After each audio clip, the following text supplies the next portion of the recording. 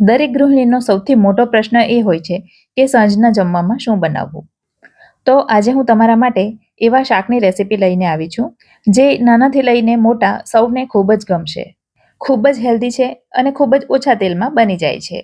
અને બધી તૈયારી જો આગળથી કરીને રાખો તો માત્ર 15 જ મિનિટમાં બનીને તૈયાર થઈ જાય છે. તો શાક બનાવવા માટે આટલી વસ્તુઓની જરૂર પડશે અને કઈ કઈ વસ્તુઓ છે એ આપણે રેસીપીની સાથે સાથે જોઈશું. તો સૌથી પહેલાં એક પેનમાં 2 ચમચી જેટલું તેલ લઈ લેવાનું અને એમાં 1 ચમચી જેટલું બટર લઈ લઈશું. બટર ઉમેરવાથી શાકનો એક સરસ ટેસ્ટ આવશે અને એકદમ હોટલ જેવી ઇફેક્ટ આવશે, માટે બટર ખાસ ઉમેરજો. હવે તેલ અને બટર સરસ રીતે ગરમ થઈ જાય એટલે એમાં 1 ટીસ્પૂન ભરીને જીરું ઉમેરીશું. હવે અહીં મેં લીધા છે આદુ, લસણ અને મરચાં, જેને ઝીણા ઝીણા ચોપ કરી લીધા છે. તો જીરું સરસ રીતે તતડી જાય ત્યાર પછી એ ઉમેરવાના. તમે આદુ, લસણ, મરચાંની પેસ્ટ પણ ઉમેરી શકો, પણ આ રીતે ચોપ કરીને ઉમેરવાથી એનો એક અલગ જ સરસ સ્વાદ આવે છે અને હોટલ જેવી ઇફેક્ટ જોઈતી હોય તો થોડી મહેનત તો કરવી પડશે. હવે એની કચાશ દૂર થાય ત્યાર પછી ઉમેરીશું ઝીણી સુધારેલી ડુંગળી. તો એક મીડિયમ સાઇઝની ડુંગળીને ઝીણી ચોપ કરીને ઉમેરી છે. ડુંગળી હલકી બદામી રંગની થાય ત્યાં સુધી આપણે એને સાંતળવાની છે.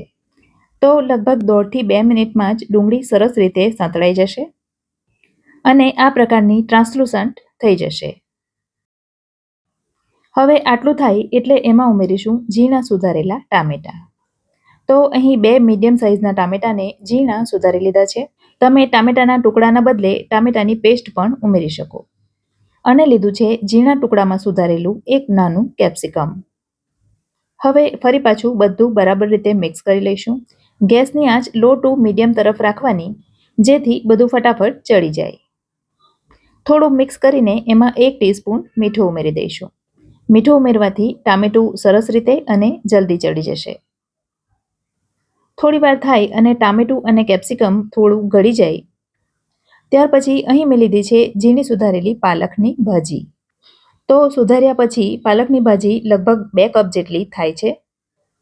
તો એ બધી ભાજી અંદર ઉમેરી દેવાની. સાથે જ અડધા કપ જેટલી ઝીણી સુધારેલી કોથમીર પણ ઉમેરીશું અને ત્યાર પછી ફરીથી બધું મિક્સ કરીશું. પાલકની ભાજી છે એટલે એ મિક્સ કરીશું એટલે તરત જ નરમ થઈ જશે. એટલે હવે એને મેશરની મદદથી મેશ કરી લઈશું અને ત્યાર પછી એને ઢાંકીને 2 મિનિટ સુધી થવા દઈશું.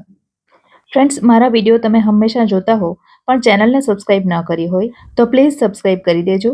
સબસ્ક્રાઈબ કરવું બધા માટે ફ્રી હોય છે. હવે આટલું થાય એટલે અહીં મેં લીધો છે એક મીડિયમ સાઇઝનો બાફેલો બટાકો અને આ બટાકાને હાથ વડે મેશ કરીને અંદર ઉમેરી દઈશું.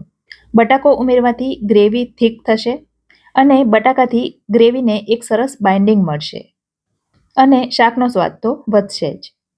હવે લીધું છે છીણેલું પનીર. તો મેં અહીં 150 ગ્રામ જેટલું પનીર છીણીને ઉમેર્યું છે અને પનીરનું પ્રમાણ તમારી રુચિ પ્રમાણે તમે વધુ ઓછું કરી શકો છો. ત્યાર પછી લીધી છે 2 ક્યુબ ચીઝની અને એને પણ છીણીને ઉમેરી છે અને આ પ્રોસેસ ચીઝ છે. ચીઝ ઉમેરીશું એટલે બાળકોને તો આ શાક ખૂબ જ ગમશે. એટલે પાલક અને પનીરથી દૂર ભાગતા બાળકો પણ આરામથી એને ખાઈ જશે. હવે બાફેલો બટાકો અને પનીર ઉમેર્યું છે માટે ગ્રેવી થોડી થીક થશે. તો ગ્રેવીને પાતળી કરવા માટે અહીં આપણે પાણી ઉમેરીશું, પણ પાણી અહીં ગરમ ઉમેરવાનું અને જરૂરિયાત મુજબ થોડું થોડું ઉમેરવાનું. તો સૌથી પહેલાં મેં અડધો કપ પાણી ઉમેર્યું છે અને હવે ફરી પાછું એને મેશરથી મેશ કરીશું, જેથી બટાકો, ચીઝ અને પનીર સરસ રીતે મિક્સ થઈ જાય. હજી એમાં મસાલા કરવાના બાકી છે પણ એ આપણે હજી પાછળથી કરીશું. એ પહેલાં ફરી પાછું અડધો કપ ગરમ પાણી ઉમેરીશું. ગરમ પાણી ઉમેરીશું એટલે આ પ્રકારની કન્સિસ્ટન્સી થશે. અને હવે મસાલામાં ઉમેરીશું હાફ ટીસ્પૂન તીખું લાલ મરચું, 1 ટીસ્પૂન ઉમેરીશું કાશ્મીરી લાલ મરચું, હાફ ટીસ્પૂન ઉમેરીશું હળદર, 1 ટેબલસ્પૂન એટલે કે 1 મોટી ચમચી ભરીને ઉમેરીશું ધાણા જીરું, હાફ ટીસ્પૂન ઉમેરીશું ગરમ મસાલો અને 1 ટીસ્પૂન ઉમેરીશું પાવભાજી મસાલો અને બધું બરાબર મિક્સ કરી દઈશું. ગેસ લો ફ્લેમ પર ચાલુ જ છે. અને ફ્રેન્ડ્સ, જો તમને તીખું વધારે ગમતું હોય તો લાલ મરચું વધારે ઉમેરવાનું. હવે હાફ ટીસ્પૂન મીઠું ઉમેર્યું છે, પણ મીઠું જો જરૂરિયાત હોય તો જ ઉમેરવાનું, કારણ કે અગાઉ પણ આપણે મીઠું ઉમેર્યું છે. ગ્રેવી મને થોડી થીક લાગે છે, તો ફરી પાછું મેં 1/2 કપ જેટલું ગરમ પાણી ઉમેર્યું છે. અને હવે છેલ્લે એમાં ઉમેરીશું હાફ કપ જેટલું દૂધ. જી હા, દૂધ ઉમેરવાથી શાક એકદમ ક્રીમી બનશે અને એકદમ હોટલ જેવું ટેસ્ટી બનશે. અને ફ્રેન્ડ્સ, દૂધના બદલે તમે ક્રીમ પણ ઉમેરી શકો છો. હવે ઢાંકણ ઢાંકીને એને માત્ર 2 મિનિટ સુધી થવા દેવાનું. અને 2 મિનિટ પછી તમે જોઈ શકો છો સરસ મજાનું શાક બનીને તૈયાર છે. હોટલોમાં આ શાક ચીઝ પનીર ગોટાલા તરીકે ઓળખાય છે. અને ગરમા ગરમ શાકને પાઉં અને ડુંગળી ટામેટાના કચુંબર સાથે સર્વ કરવામાં આવે છે. પણ રોટલી સાથે પણ એ એટલું જ ટેસ્ટી લાગે છે. તો આજની મારી આ રેસીપી ગમી હોય તો વિડીયોને લાઇક કરજો અને તમારા સર્કલમાં શેર કરજો. તો ફરી મળીશું આવી જ એક નવી રેસીપી સાથે. ત્યાં સુધી મને રજા આપો. આવજો.